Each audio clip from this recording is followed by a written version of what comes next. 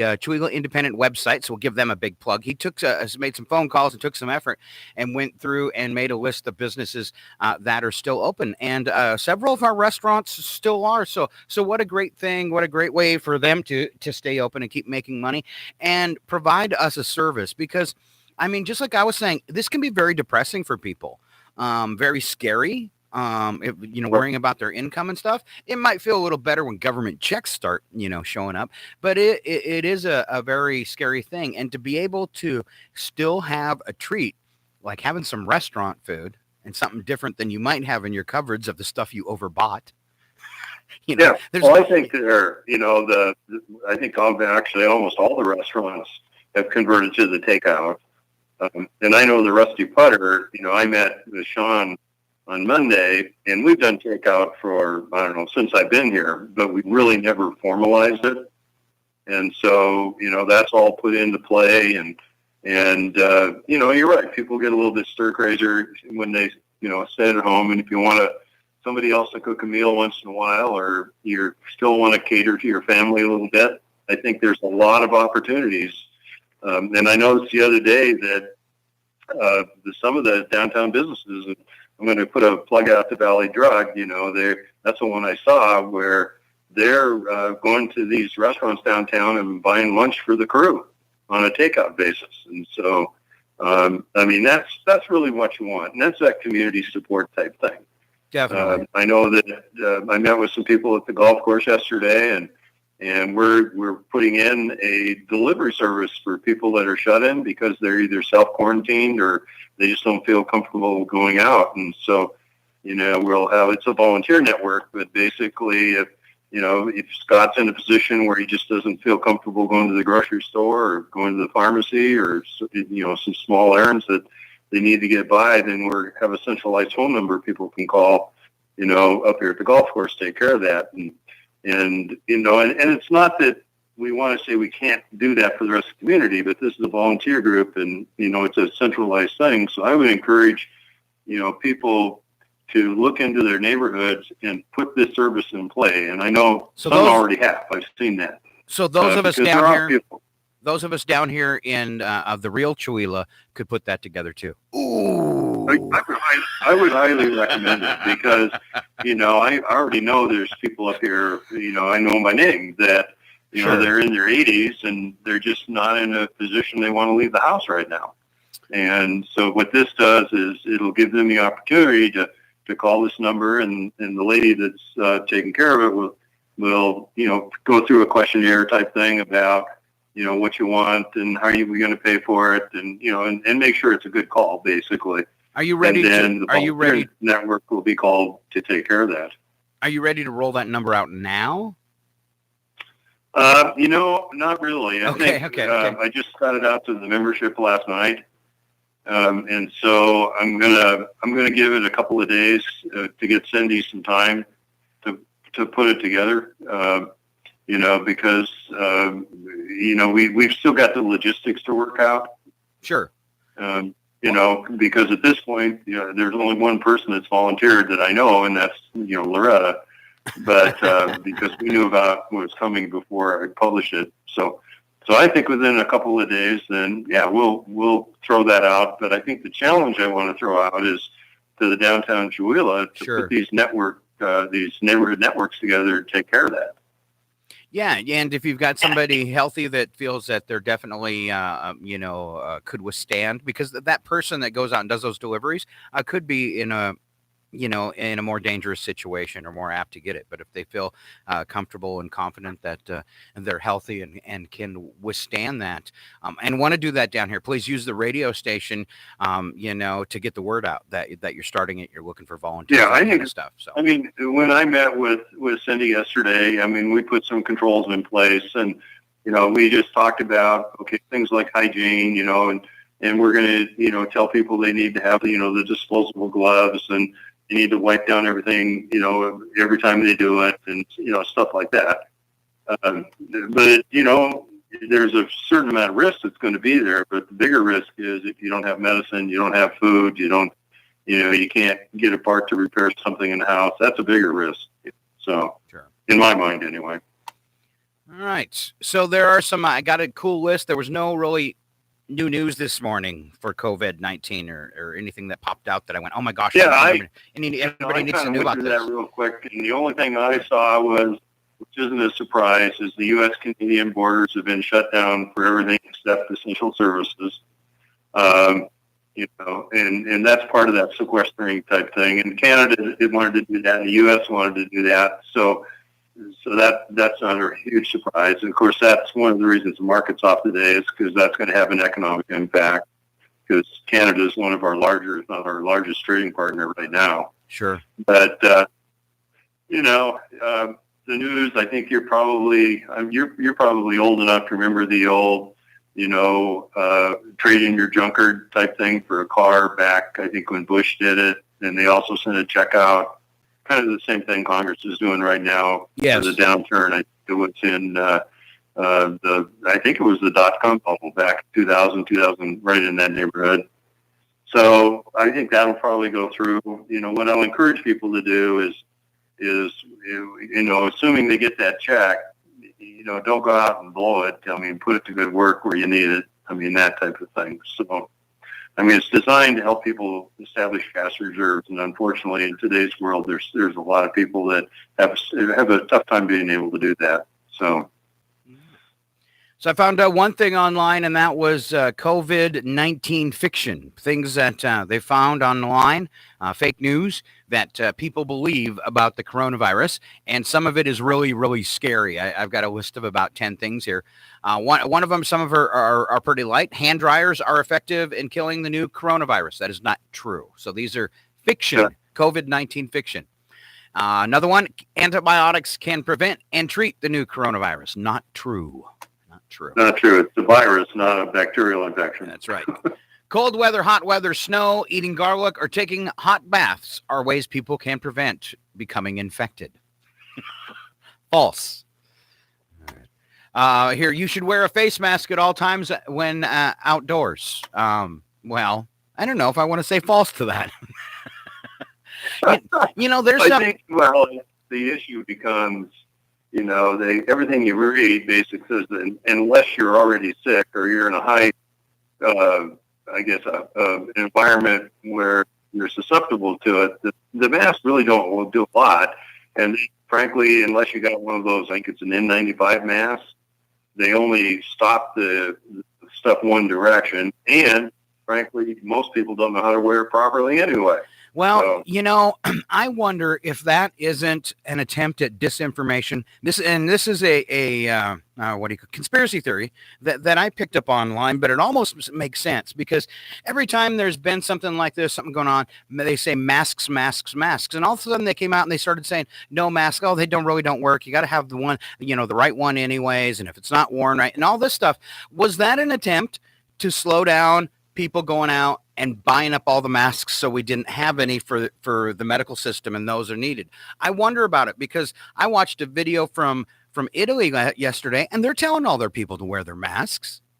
So why aren't we in the United States? The people in the videos that can't even leave their houses. There was a whole string together video of them begging Americans to pay attention, saying that, when they hear comments coming out from part of our society that aren't taking this seriously, that you're in for a big shock. And so there was this big collection of warning videos that somebody had strung together from people in Italy that were attacked in their homes. And they were talking about wearing your mask. The only place I'm not hearing masks are no good is the U.S. So I'm sorry. I've got an N95. If it gets bad, I'm wearing it. I don't care what they say.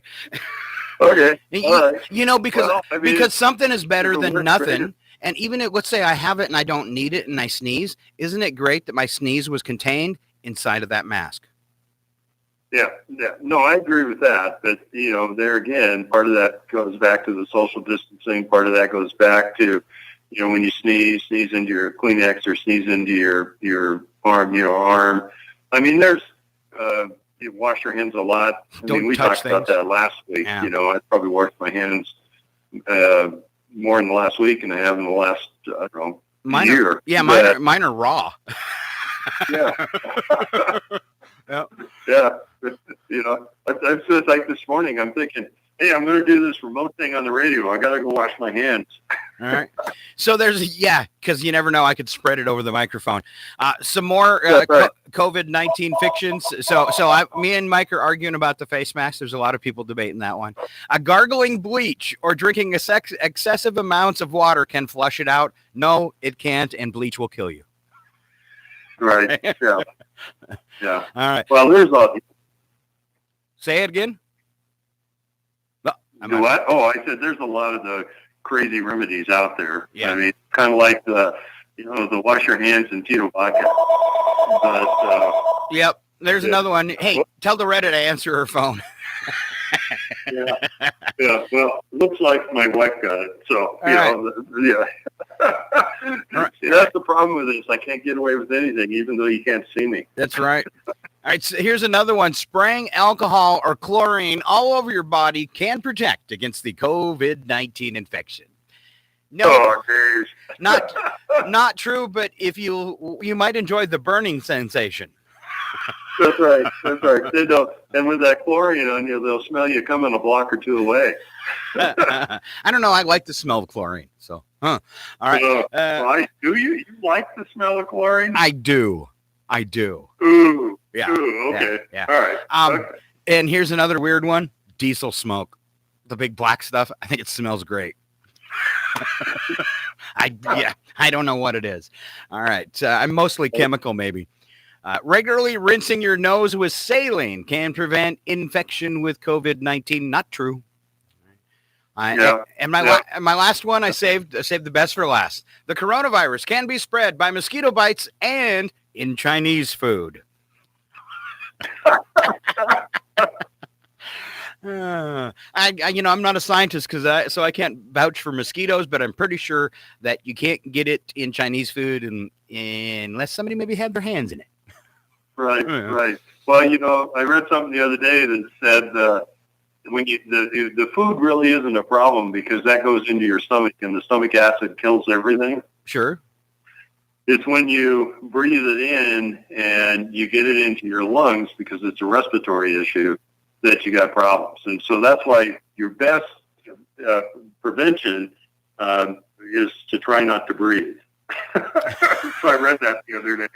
Well, and I've practiced that right in the grocery store at Safeway. Somebody coughed within probably like 10 feet of me, and I just held my breath and got out of there. Yeah, I was not going to inhale. I think one of the more interesting things I saw yesterday was, Dry Fly, the distillery in Spokane. Okay.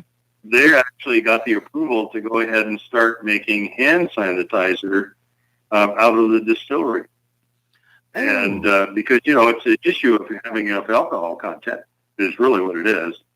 And so I thought that was pretty unique. So here's an innovative, entrepreneurial, thing that's coming out of it, So, well, it'll be amazing to find the people that come up with clever ideas of things to do, and we've already seen a couple of them, and make money during the flu-pocalypse. It's pretty cool. It shows you how creative people. And then we bashed them yesterday, so I won't get into it again. But then you have the guys that saw the impending doom and went out and bought the $20,000 of hand sanitizer. And I am so happy they lost their butts. Oh, yeah. Yeah. I was talking to somebody the other day about all these people that are buying like all these extra toilet paper, hand sanitizers, and everything else. This thing is relatively short-lived. And they were interviewing somebody said, well, that's okay. I'm just going to take it back. 17,000 bottles. Right? Yeah. I'm thinking somebody like Costco should put up a no refund policy on certain things. It's the one thing about our age, though, that I thought was very cool. We've seen it, happen in bad ways, too.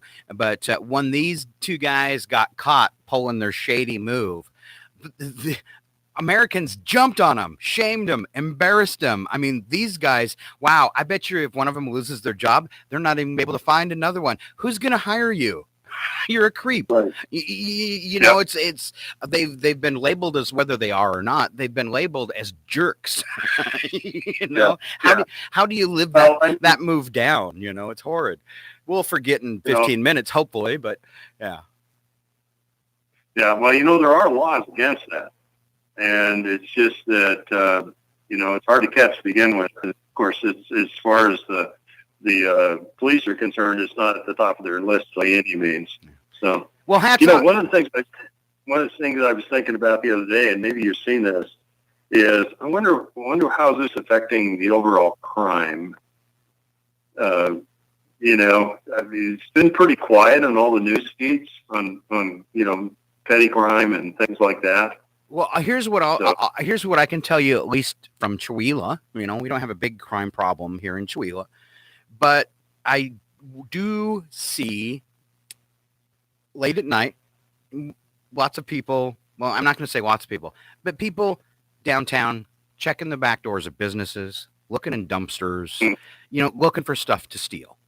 And I have not seen that in several days.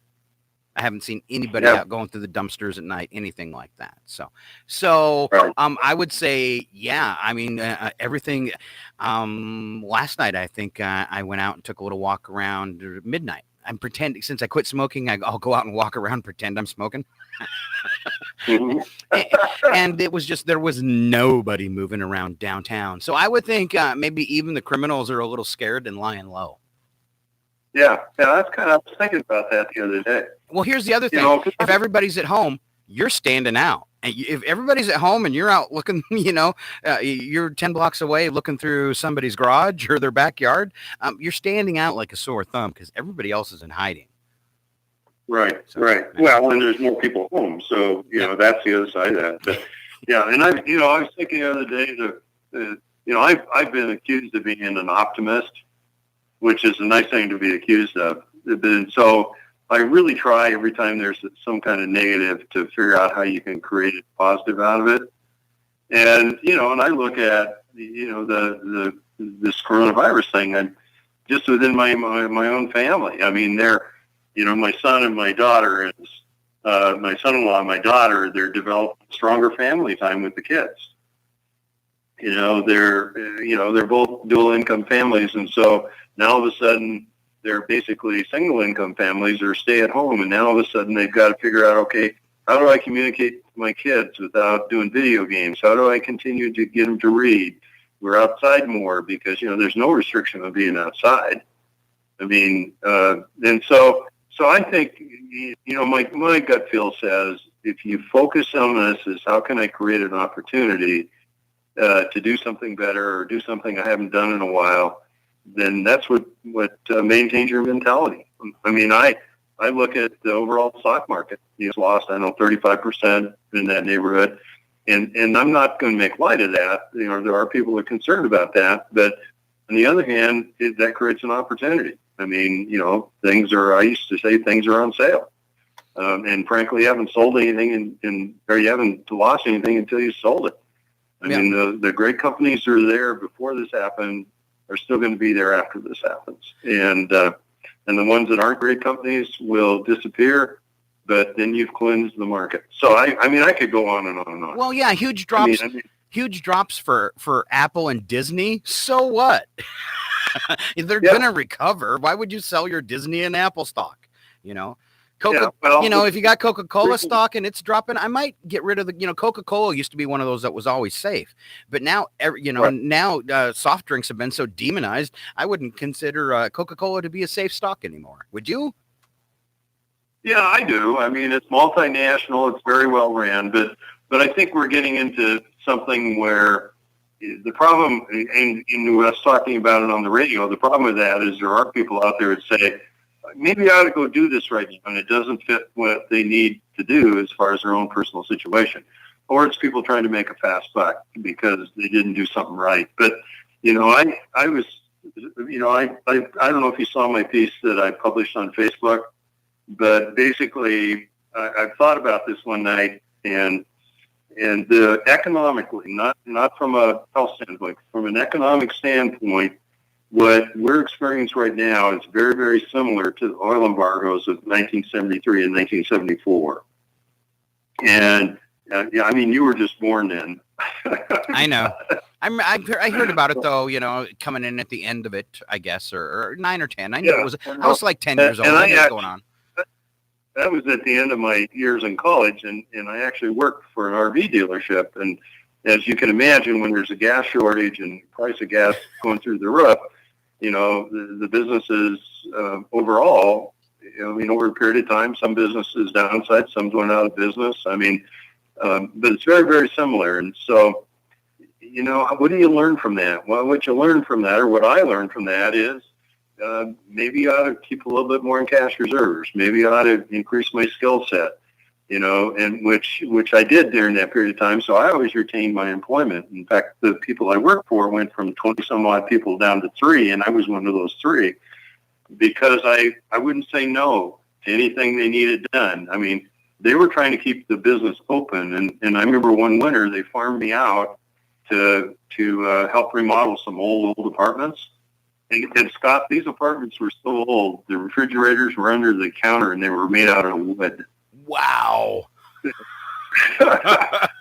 But but they wanted to generate cash flow, and hopefully they did it because they wanted to keep me around, which I think they did. But it's things like, you've got an RV. And so, what they told me is anything you want to educate yourself on, we'll take care of it, we'll pay it. So I became certified in, toilets and refrigerators and air conditioning and furnaces and you name it, because this is a good time to increase your skill sets. It's a good time to look at what you're bringing to the marketplace and saying, how can I enhance that? How can I diversify that?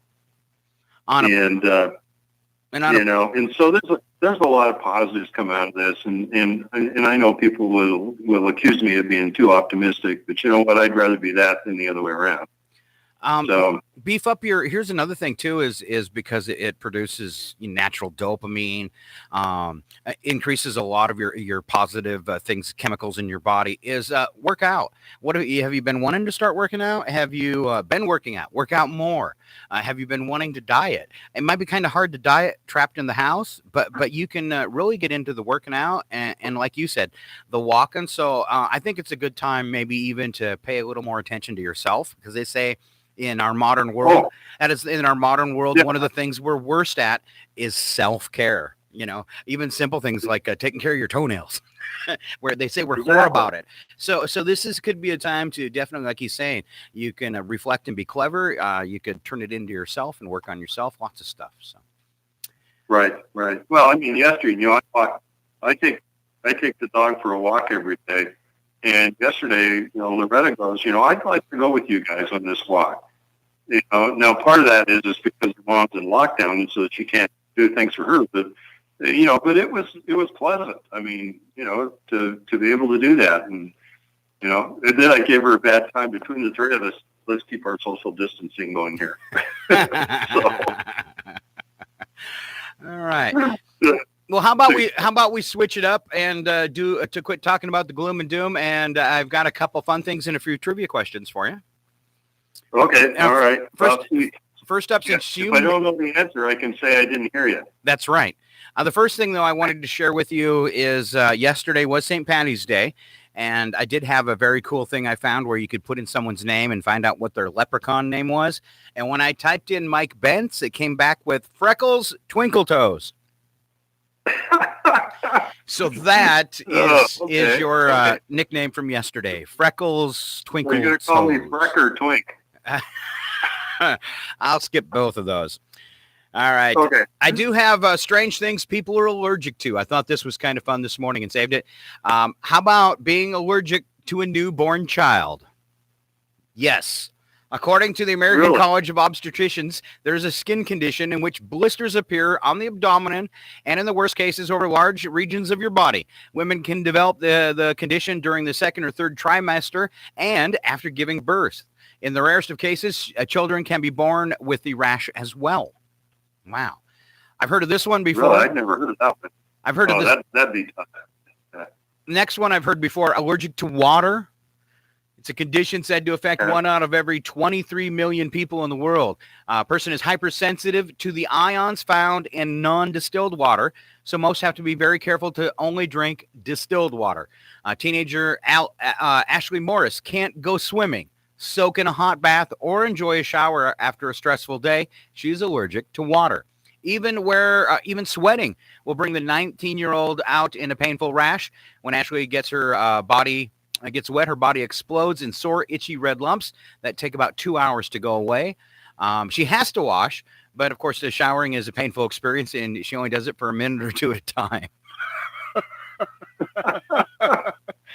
Okay.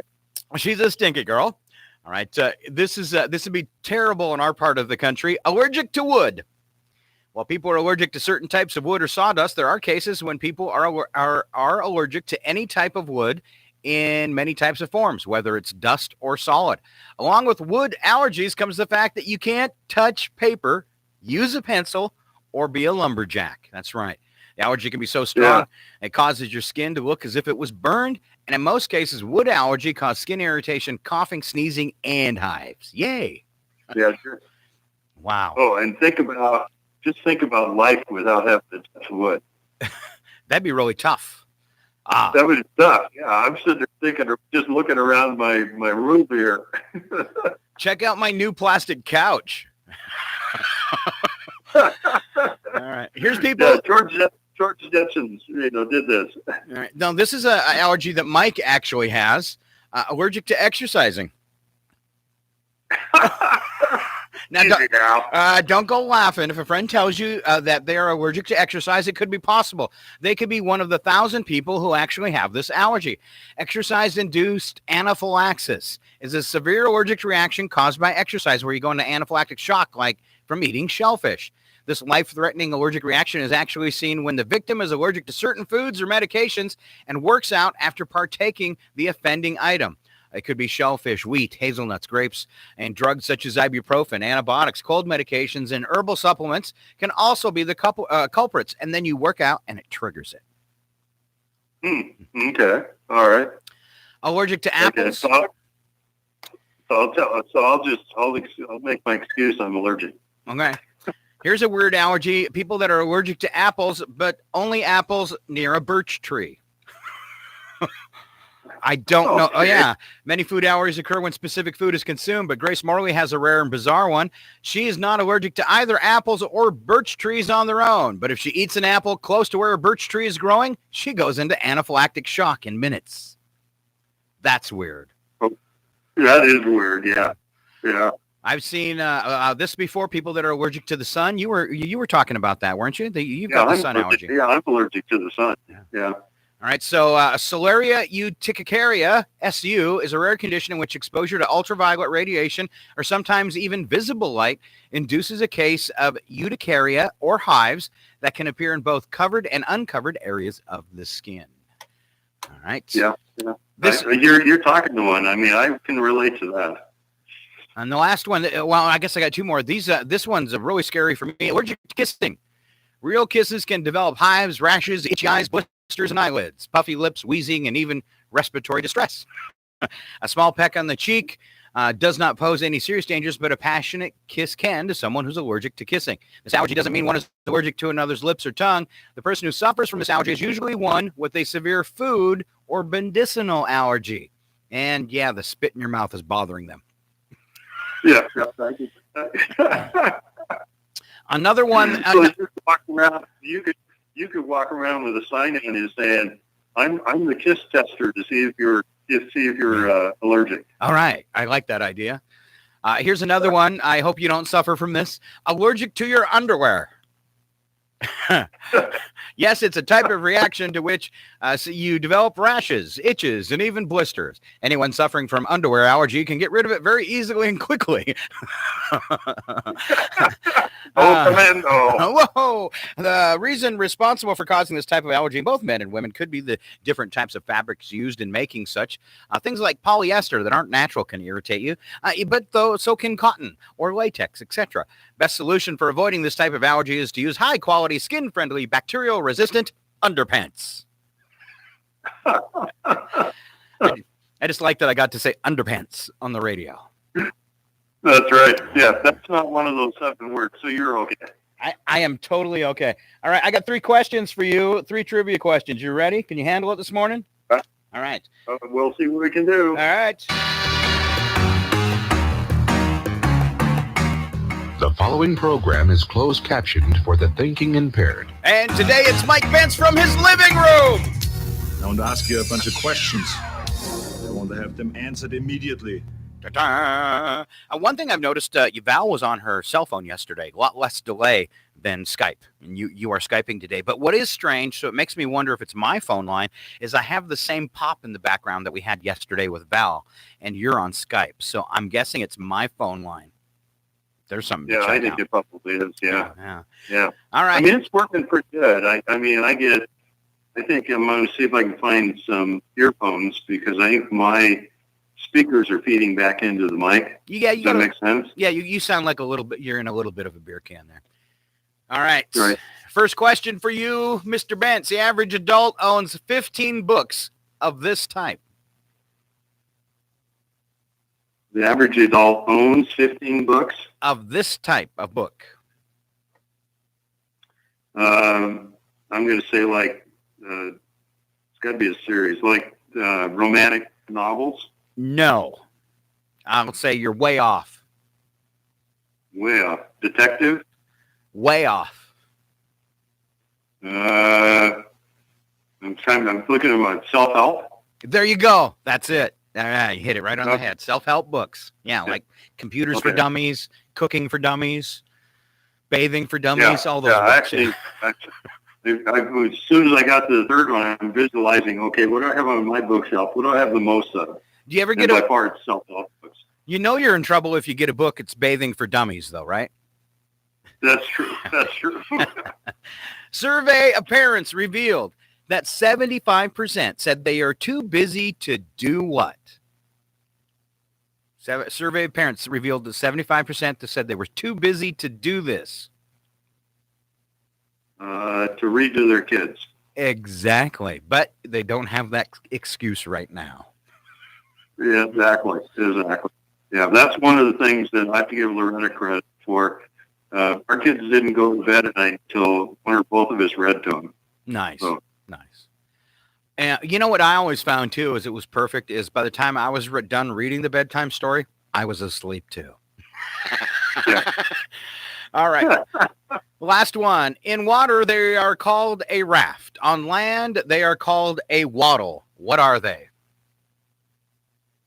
It's an animal. It's an animal. In water, they're called a raft. On land, they're called a waddle. I want to say sea lions. Nope. I kind of walk like one. Penguin. Wow. Houston, we have a problem.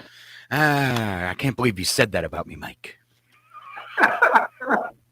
All right, you did pretty good. We're going to roll out a couple songs, take a break, and we will be back with Mr. Mike Bentz. Thanks for tuning in this morning. You are listening to KCHW Chihuahua and music right here. This is Simple Plan. This is something we're not going to have to do all week. Sing in the rain. I'm reading through the Sunday paper and it's all bad news. I'm looking for a smile on the streets, but it's just no use. Sing with me now.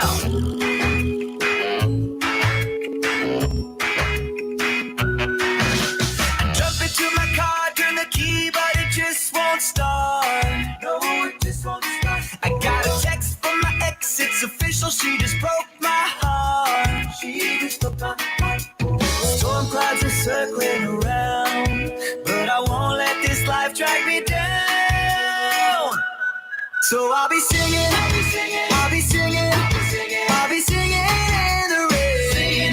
So I'll be singing, I'll be singing, I'll be singing, I'll be singing in the rain. I got a song in my heart and I'm bulletproof. There's nothing in the world that's gonna kill this mood. No matter what life wants to throw my way, I'll be singing in the rain.